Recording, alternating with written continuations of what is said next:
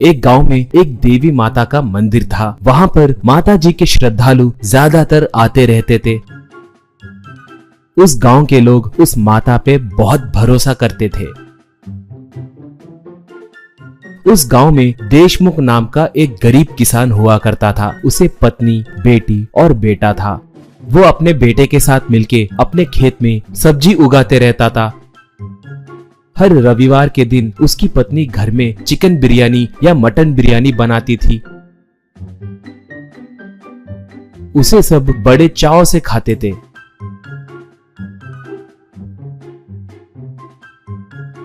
देशमुख के उगाए फसल को एक दलाल आकर खरीद कर ले जाता था। वो बहुत बड़ा धोखेबाज आदमी था। झूठी बातें बोलकर कम पैसे देता था।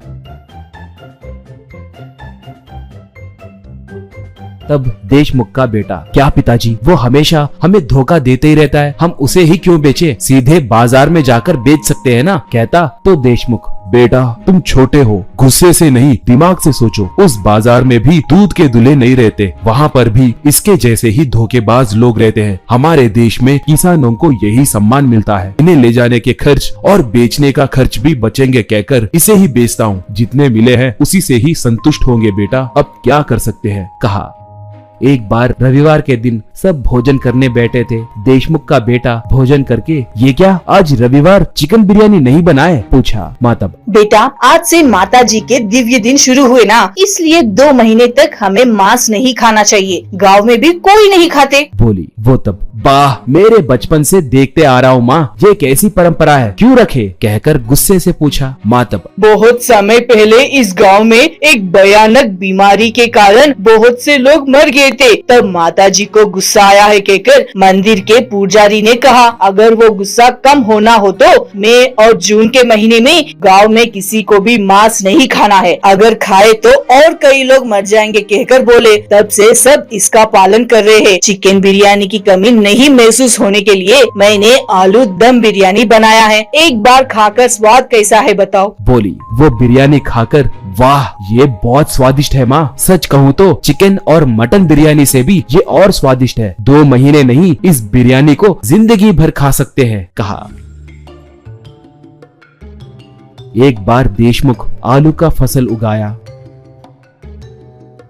दलाल आकर उन्हें देखकर, वाह क्या देशमुख जी, आलू क्यों उगाए, ये सीजन नहीं है ना, वैसे फसल डाले जब मुझसे एक बात पूछ सकते थे ना। ठीक है 10,000 दूंगा, फसल मुझे दे दो, कहा। देशमुख का बेटा, आलू के लिए क्या सीजन है जी, सारे मौसम में उगाते हैं ना, इन्हें कभी भी खाते हैं ना, आप बहुत कम दाम बोल रहे हैं, ये अन्याय है, कम से कम 30,000 तो भी दीजिए, कहा। वो तब, क्या देशमुख जी, लगता है आपका बेटा होशियार बनने की कोशिश कर रहा है। मैं कैसे दिख रहा हूँ, आज लिए तो 10,000, कल लिए तो सिर्फ 9,000 दूंगा, दिन ब दिन 1,000 रुपए कम होते जाएंगे, अच्छे से सोचकर मुझे बुलाइए, कहकर घमंड से चला गया। देशमुख घबराने लगा तो उसका बेटा, पिताजी एक बार धोखा दिए तो ठीक है कहकर सोच सकते हैं, मगर ये हदें पार कर रहा है, इसलिए नहीं बेचूंगा, कहा। तब देशमुख, ठीक है तो फिर अब क्या करने की सोच रहे हो, हम बाजार में ले जाकर बेचे क्या, पूछा। बेटा तब, वहाँ पर भी अच्छा दाम मिलेगा कहकर मुझे नहीं लगता, ये दलाल सब मिले हुए हैं, अगर हम गए तो भी मौका देखकर और कम दाम देंगे, कहा। देशमुख तब, हे भगवान, बहुत मेहनत करके उगाया फसल अब बेकार हो जाएगी क्या, कहकर दुखी होने लगा। तो बेटे को एक उपाय सूझा। पिताजी कल से माता जी के दिव्य दिन शुरू होने वाले हैं ना, गाँव वाले मांस नहीं खाते, हम ये 2 महीने माँ से आलू दम बिरयानी बनवा कर गाँव में बेचेंगे, माँ के बनाए बिरयानी के स्वाद को गाँव वाले जरूर फिदा होंगे, कहा। बेटे का आइडिया पिता को बहुत पसंद आया।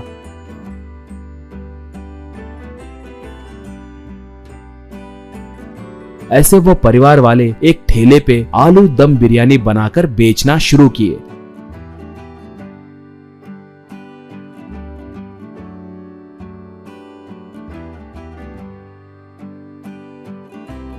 माँ बिरयानी बनाने लगी तो बाकी के लोग ग्राहकों को बिरयानी देने लगे। वाकई उसके स्वाद को लोग फिदा हो गए। बहुत कम समय में ही वो लोग बहुत मशहूर हुए। 2 महीने बीते, फिर भी लोगों का आना कम नहीं होने के कारण देशमुख वाले बहुत खुश हुए। ऊपर देखकर माताजी को प्रणाम किए। ऐसे वो लोग उनके खेत में सिर्फ आलू उगाते हुए उस आलू से दम बिरयानी बनाकर बेचते हुए खुश रहने लगे।